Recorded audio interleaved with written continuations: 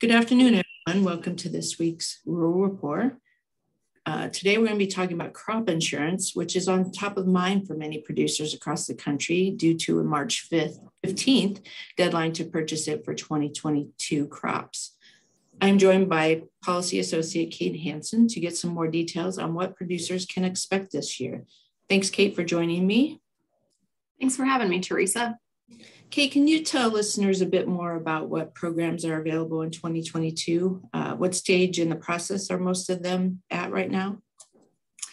Certainly. So as you said, March 15th is what's called the sales closing date, or the date by which you need to be purchasing these policies for a lot of spring crops in our region. And we're talking specifically about federal crop insurance here. This is programs administered by USDA's Risk Management Agency. The premiums are subsidized by RMA, and you're buying them from your local agent that you work with. So producers are going to be buying what's called multi-peril crop insurance, which is coverage on a yield or a revenue. There are others that will probably be looking into programs like livestock coverage or whole farm revenue protection. So there are a number of different programs, but generally speaking, these are federal. And in the process, some people have already kind of locked this in with their agent. Some are still kind of on the phone getting the details secured before the 15th. But definitely this is the time that producers are thinking about it.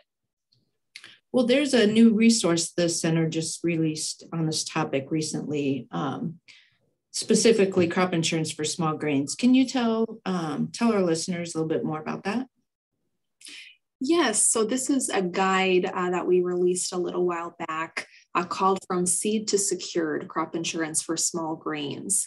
And put it together because we know that if you have row crops or field crops like corn and soybeans, those things are pretty typically easy to kind of get information on. Most agents know how to insure those. But there was a little bit less clarity about small grains out there. And so we put together this guide on kind of what are the options. There's some interviews in there with some really great folks, a farmer who insures his small grains, an insurance agent who's done some of the policies. And so it's a great resource if you have questions on that. And we'll put a link to that guide in the comments section. You can also find it on our website, cfra.org. Kate, tell us what the options for producers of small grains, what the options are out there. Yeah, so kind of in my book, there's sort of a few things that you try. And if one isn't available, then you go to the next option and the next. First is what I was mentioning earlier, that multi-peril crop insurance. That's what we kind of call an off-the-shelf policy. It's kind of ready there for you to buy, and it's crop specific. And usually the easiest way if that's available to you.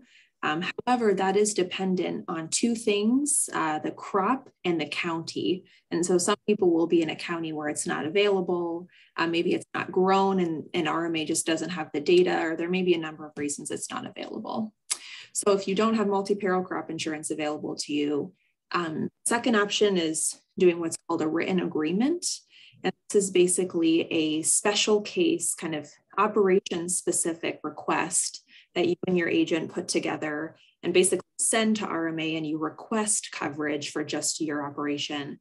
And it's a little bit more of an extensive process. You're getting letters of support, you're gathering a little bit of data, so it is a little bit more time intensive, but that's an option.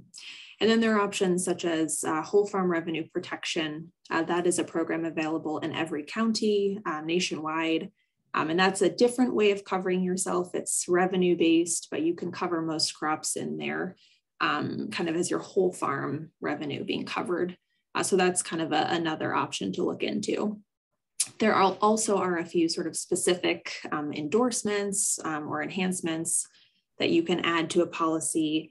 So if you have malting barley, for example, there's what's called the malting barley endorsement that you can add to kind of better protect yourself. So there are also a few specifics as well, and those are included in the guide. Well, great. What other updates should producers be aware of? Yes, so just in the past few weeks and months, there have been some new programs and some different updates made. One is producers may be familiar with the pandemic cover crop program. This had its first year announced last year. And they're doing it again in 2022.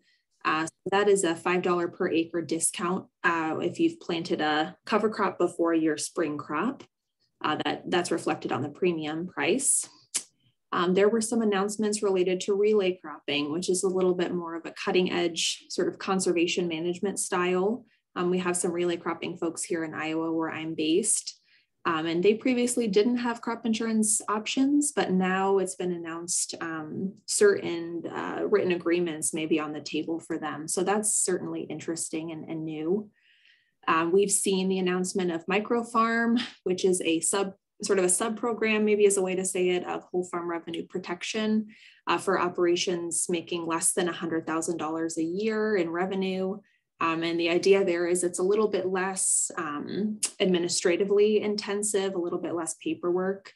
So that's also on the table. That's new. If you're certified organic, there's been some changes about when you need to get your certification to your agent.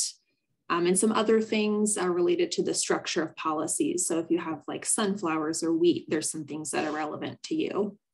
So that was a lot. I think the point here is just to make sure you're in communication with your agent.